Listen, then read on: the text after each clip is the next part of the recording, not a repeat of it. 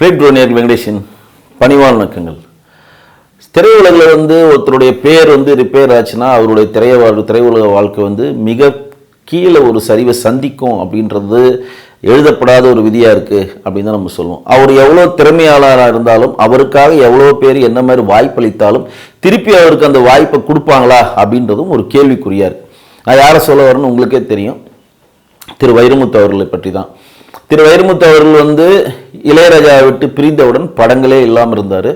ஒரு காலத்தில் வைரமுத்தை மாதிரி வச்சிருந்த பட தயாரிப்பாளர்கள் வைரமுத்தை விட்டு விலகி சென்றாங்க. ஏன்னா ஒரு படத்தை ஓடுவதற்கு இளையராஜா பேர் போட்டாலே அந்த படம் வியாபாரமாகிவிடுன்ற ஒரு காலகட்டத்தில் மிகப்பெரிய ஒரு பலமான ஒரு இடத்துல வைரமுத்து இருக்கிறப்ப அதுலேருந்து வைரமுத்து வெளியே வராரு. வெளியே வந்தோன்னா அவர் திருப்பி ரீஎன்ட்ரி ஆக முடியுமா அப்படின்னு பார்த்தா ஆக முடியாத ஒரு கண்டிஷன் இருக்கப்ப இதே மாதிரி இளையராஜாவுடன் ஒரு பிணக்கு ஏற்பட்டு திரு பாலச்சந்தர் வெளியே வராரு. அப்ப எதிரிக்கு எதிரி நண்பன்ற பேர்ல மறுபடியும் வைரமுத்துக்கு ஒரு புது வாழ்வை கொடுக்குறாரு. எப்படி இளையராஜா வைரமுத்துக்கு ஒரு புது வாழ்வை கொடுத்தாரோ அதே மாதிரி வைரமுத்துக்கு ஒரு புது வாழ்வை கொடுத்தவர் யாருன்னா திரு ஏஆர் ரஹ்மான் அவர்கள் தான். ஏன் அப்படி சொல்றேன்னா, இளையராஜா விட்டு பிரிந்து விட்டு வந்தவொன்னா வைரமுத்துக்கு படங்களே கிடையாது. சந்திரபோஸ் மட்டும் தான் அவருக்கு வாய்ப்பு கொடுத்திருந்தாரு. மற்றபடி அவர் படங்களே இல்லாத நேரத்தில் எப்படியாவது இளையராஜாவுக்கு போட்டியா ஒரு புது இசையமைப்பாளரை கொண்டு வரணும்னு சொல்லி பாலச்சந்தர் அவர் முடிவு பண்றப்பதான் இளையராஜாவுக்கு நேர் எதிரியா இருக்கக்கூடிய வைரமுத்து அதில் யூஸ் பண்ணணும்னு சொல்லிட்டு தான் அவர் ஒரு விஷயத்த பண்றாரு. ஒரே நேரத்தில் கவிதாலயா 3 படங்களை தயாரிக்கிறாங்க. வானமே எல்லை, அண்ணாமலை, ரோஜா. இந்த 3 படங்களையும் 3 இசையமைப்பாளர் ஒர்க் பண்றாங்க. வானமே எல்லையில மரகதமணி ஒர்க் பண்றாரு, கீரவாணின்னு சொல்றவங்க. அண்ணாமலையில தேவா ஒர்க் பண்றாரு.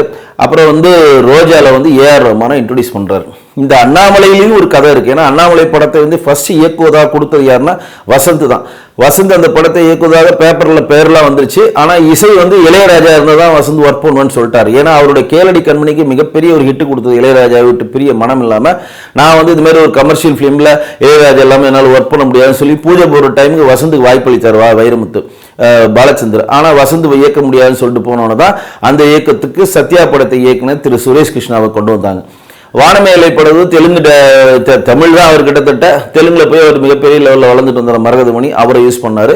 அப்பதான் மணிரத்னத்துக்கிட்டே சொல்றாரு, நீங்க யாருன்னா ஒரு நல்ல இசையமைப்பாளர் சொல்லுங்க, நம்ம வாய்ப்பு கொடுப்போம், இளையராஜா ஒரு கொட்டத்தை அடைக்கணும் அப்படின்னு சொன்னோன்னு தான் மணிரத்னத்தோடைய விளம்பர படங்கள் இப்போ ராஜீவ் மேனன் மணிரத்னம்லாம் நிறைய விளம்பர படங்கள் எடுத்திருந்தாங்க.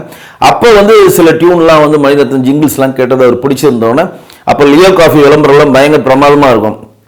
அதில் அரவிந்த் சாமியில் கூட நடிச்சிருப்பார், நீங்கள் பார்த்துருப்பீங்க பழைய லியோ காஃபி. அதெல்லாம் ஏஆர் ரஹ்மான் பண்ணது தான். அதில் ஒரு ஜிங்கிள்ஸ் கேட்டோன்னா மணிரத்னுக்கு பிடிச்சோன்னா உடனே அவர் அப்பாயின்ட் பண்ணி அவர் போட்ட படம் தான் ரோஜா. அப்போ 3 படங்கள் கவிதாவில் எடுக்கிறாங்க. 3 விதமான மியூசிக் டைரக்டர் இன்ட்ரோடியூஸ் பண்ணுறாங்க. ஆனால் 3 படங்களுக்குமே திரு பாலச்சந்தர் வைரமுத்து அவர்களுக்கு வாய்ப்பு தரார். அப்போதான் வைரமுத்து ரீஎன்ட்ரி ஆகி அதுக்கப்புறம் மிகப்பெரிய லெவலில் வளர்ந்து மிகப்பெரிய லெவலில் அவர் கொண்டு வர வேலையில் இளையராஜாவுடைய புகழ் கொஞ்சம் மங்க ஆரம்பிக்குது.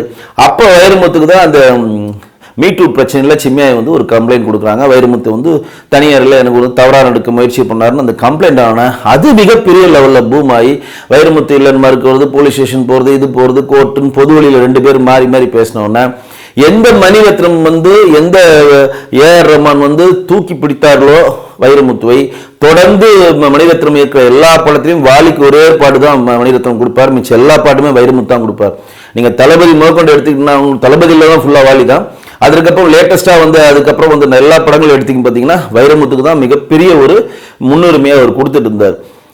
பொன்னியின் செல்வன் படம் ஒரு வரலாற்று சிறப்புமிக்க படம். சோழ ராஜ்யத்தை பற்றிய ஒரு படம். கல்கி எழுதின படம். கல்கி எழுதின ஒரு கதையை தள்ளப்பட்ட ஒரு நாவல் மிகப்பெரிய லெவலில் எழுதப்பட்ட அந்த படத்தை கண்டிப்பாக வைரமுத்துவுடன் ஏஆர் ரஹ்மானும் மணிரத்னம் இணைவாங்க அப்படின்னு நினைச்சிட்டு இருக்க வேலையில் பொன்னியின் செல்வன் படத்தில் வைரமுத்தை விட்டு அவர் எடுத்தே விட்டார். பொன்னியின் செல்வன் படத்தில் பார்த்தீங்கன்னா யார் உங்களுக்கே தெரியும். வைரமுத்து இல்லாமல் ஏஆர் ரஹ்மான் ஒரு மியூசிக் பண்ணார். வைரமுத்து இல்லாமல் மணிரத்னம் அந்த படத்தை தயாரிச்சிருந்தார். அப்போ சிம்மியானி பிரச்சனைக்கும் வைரமுத்து பிரச்சனையும் மிகப்பெரிய லெவலில் மக்கள் மனதில் சேர்த்த உடனே வைரமுத்தை உபயோகப்படுத்தக்கூடாதுன்னு சொல்லி ஏஆர் ரஹ்மான் ஒதுக்கி வச்சுட்டாரு, மணிரத்னம் ஒதுக்கி வச்சுட்டார். எப்படி இளையராஜாவோட ஒரு பிணக்கு ஏற்பட்டு ஒரு ரீஎன்ட்ரி ஏஆர் ரஹ்மான் மூலம் எந்த வைரமுத்து வந்தாரோ அதே வைரமுத்து இப்போ ஏஆர் ரஹ்மானால் விலக்கி கொள்ளப்பட்டார். இது எதுக்கு இந்த நான் பதிவாங்கி சொல்ல விரும்புகிறேன்னா, ஒரு சின்ன பிரச்சனை ஒரு மீட்டூ பிரச்சனை பூதாகரமாகி அவருடைய கேரியரே ஸ்பால் பண்ண மாதிரி இப்போ அதே மாதிரி ஒரு பிரச்சனையை நோக்கி நகர்றாரு. யாருன்னா சிவகார்த்திகேயன். ஏன்னா சிவகார்த்திகேயன் இன்றைக்கு வளர்ந்து வரக்கு ஒரு ஹீரோ, ஒரு குடும்ப பாங்கான ஒரு வாரிசு சம்பந்தமான ஆட்கள் தான் இங்கே நடித்து மேலோஞ்சி இருக்கிற நேரத்தில் தனியாக ஒரு நபராக போராடி ஒரு மிமிக்கி கலைஞராக இருந்து ஒரு ஸ்டேஜ் ஆர்டிஸ்டாக இருந்து ஒரு ஆங்கராக இருந்து சின்ன சின்ன படிகளை பற்றி ஒரு குணச்சித்திர வேடங்கள் நடித்து அப்புறம் வந்து ஒரு செகண்ட் ஹீரோவை நடித்து அப்புறம் ஹீரோவை நடித்து இன்றைக்கி மிகப்பெரிய லெவலில் பெண்களும் குழந்தைகளும் விரும்பக்கூடிய இடத்திற்கு திரு சிவகார்த்திகேயன் வந்திருக்கு. இந்த நேரத்தில் இமான் அளித்த ஒரு பேட்டி வந்து சிவகார்த்திகேயனுடைய ஒட்டுமொத்த கட்டமைப்பையும் உடைத்தெடுத்திருக்கிறது. தன்னுடைய மனைவி வந்து திரு சிவகார்த்திகேயன் சொந்த கொண்டு விட்டார், என் மனைவி நான் பிரிவதற்கு காரணம் சிவகார்த்திகேயன் தான் அப்படின்னு ஒரு பிட்டை அவர் போட்டோன்னே இன்றைக்கு கிராஃபில் மிகப்பெரிய லெவலில் பெண்கள் ரசிகர்களையும் மிகப்பெரிய லெவலில் குழந்தைகள் ரசிகர் வைத்திருந்த சிவகார்த்திகேயனுடைய கேரியர் அப்படியே கீழே வந்துருச்சு. ஏன்னா மாவீரன் படத்துக்கு அப்புறம் இமான் நடித்த ஒரு பேட்டியில் தான் இந்த பிரச்சனையை சொன்னார். இப்போ இந்த பேட்டிக்கு அப்புறம், அதாவது இமான் வைரமுத்துவோடைய இந்த குடும்ப சண்டை சம்பந்தமான பேட்டிக்கு இதுவரையும் ஒரு முற்றுப்புள்ளி இல்லாமல் தொடர்வதையாக இருக்கிறது. இதை பற்றி இமானும் பேசவில்லை, சிவகார்த்திகேயனும் பேசவில்லை. ஆனால் இமானுடைய முதல் மனைவி எல்லா மேதிலும் பேசுறாங்க, குட்டி பத்மினி பேசுறாங்க, பைல்வான் ரங்கநாதன் பேசுறாங்க, இன்னும் பல சினிமா பிரபலங்கள் இதை பற்றி மேற்கோள் காட்டுறாங்க. இது வலைப்பேச்சு என்று பேசுகிற அந்த வலைப்பேச்சிலும் இதை பற்றி முழுமையாக சொல்றாங்க. இந்த பிரச்சனை எங்களுக்கு முழுமையாக தெரியும், நாங்கள் இதை முன்னாடியே சொன்னோம், நாங்கள் முன்னாடியே கணிச்சோம்னு சொல்லி அவங்களும் எல்லாம் சொல்றாங்க. இதெல்லாம் எல்லா பிரச்சனையும் பூதாகரமா அப்படியே போயிட்டு இருக்கப்ப இந்த அயலானுடைய பட விழாவில் சிவகார்த்திகேயன் இதுக்கு ஒரு முற்றுப்புள்ளி வைக்கிறாருன்னு கேட்டால் அதை பற்றி அவர் பேசவும் இல்லை, வாயும் திறக்கவும் இல்லை, முற்றுப்புள்ளி வைக்கவில்லை. அப்ப எப்படி ஒரு சின்ன இன்சிடென்ட் வந்து ஒரு கேரியரே ஸ்பாயில் பண்ணும் அப்படின்றதுக்கு ஒரு உதாரணமா வைரமுத்து இருக்கிறார். அதே மாதிரி இமான் அவர்களுக்கும் சிவகார்த்திகேயன் நடந்த அந்த சின்ன குடும்ப இஷ்யூன்றது ஒரு கேரியரை ஸ்பாயில் பண்ணுமா, மறுபடியும் சிவகார்த்திகேயன் மீண்ட இடத்துக்கு வருவாரா அப்படின்றது அயலான் படத்தின் வெற்றி அடைஞ்சால் மட்டும்தான் நமக்கு தெரிய வரும்.